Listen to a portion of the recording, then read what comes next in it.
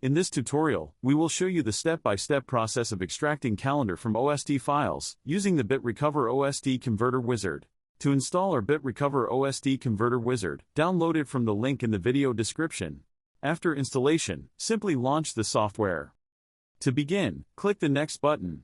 Here, users will see Convert Configured OST Mailbox Data option to automatically load OST mail data. And, let me select my OST Mailbox Data option to manually select OST mail data. Users can choose either one of the available options. Click Next. Select the checkbox next to Calendar to export it. Click Next. Select a saving option allows you to save the file in your desired format for conversion. Let's select ICS option for this tutorial.